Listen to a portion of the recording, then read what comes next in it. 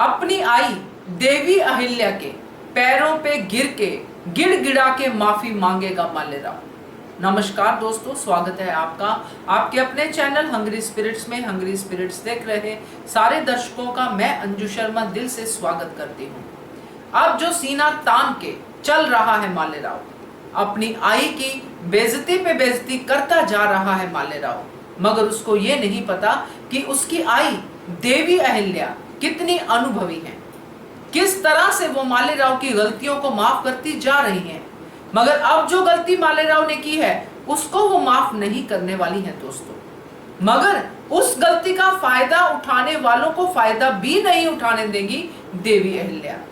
इस सब के बीच में जो खतरा है वो है मालवा की गद्दी को, और उसी को बचाना है। यही है देवी अहिल्या का कर्तव्य।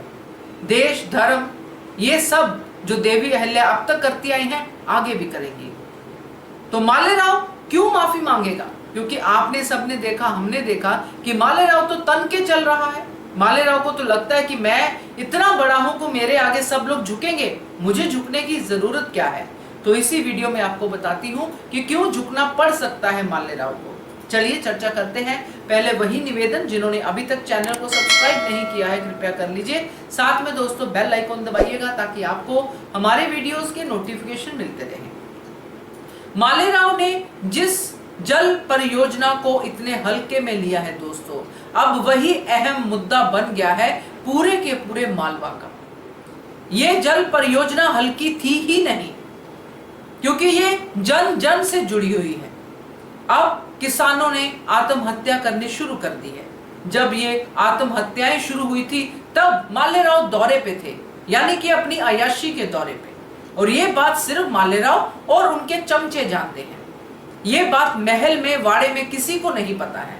देवी अहिल्या के सवालों के जवाब में मालेराव ने क्या कहा आप सब ने सुना। मालेराव अपनी आई को अब बिल्कुल भी कुछ नहीं समझ रहे हैं। बार बार अपनी आई को यह जतलाने की कोशिश कर रहे हैं कि आप औरत हो और औरत की तरह बिहेव करो, चूल्हा चौका करो, बच्चों का ध्यान रखो, दादी बनने वाली हो, वो सब काम करो, राजगद्दी में अब बिल्कुल भी हस्तक्षेप मत करो।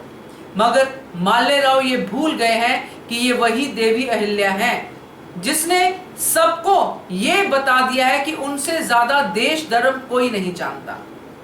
तो वही अब होने वाला है दोस्तों, क्योंकि मालेराव के खिलाफ गंगूबा तात्या ने भी काफी कुछ इकट्ठा कर लिया है।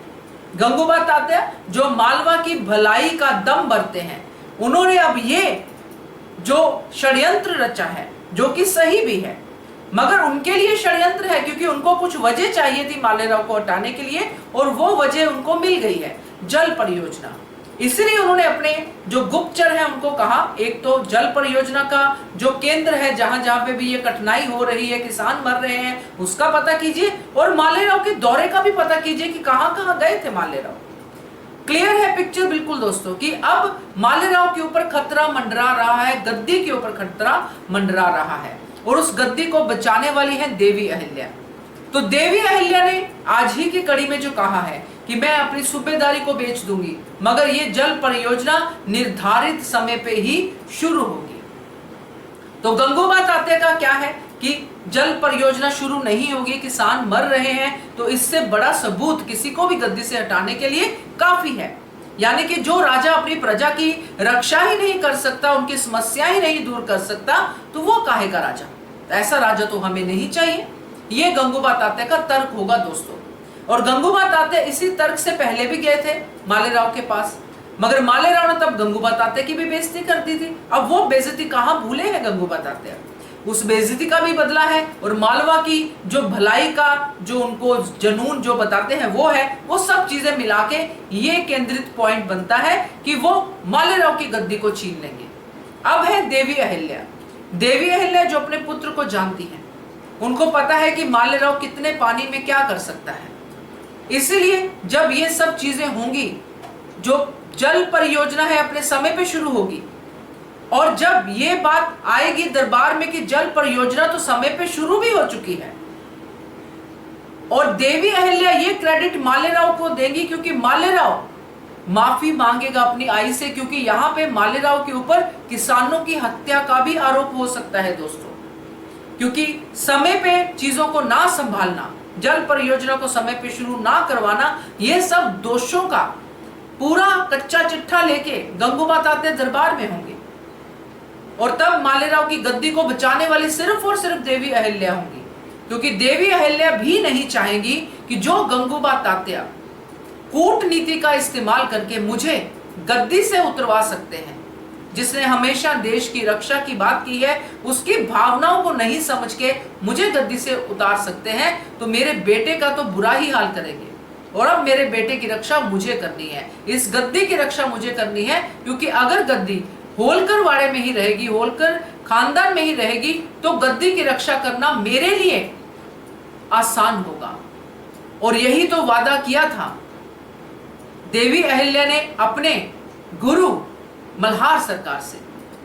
मालवा जो मल्हार सरकार का पुत्र है, उसकी रक्षा करने का, और उसकी रक्षा तभी हो सकती है जब पूरी बागडोर होलकर्स के हाथ में ही हो।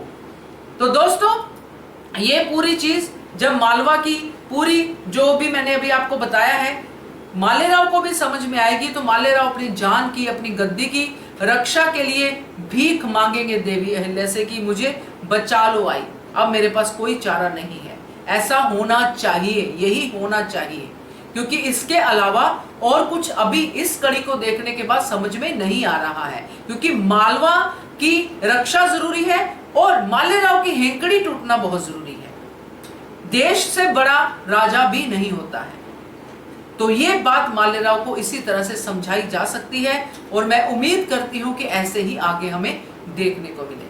आप क्या कहते हो इसके बारे में कमेंट करके बताइएगा। देखते रहिए channel Hungry Spirits. Thank you so much.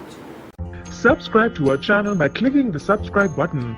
Click the bell button and enjoy the latest uploads from our channel.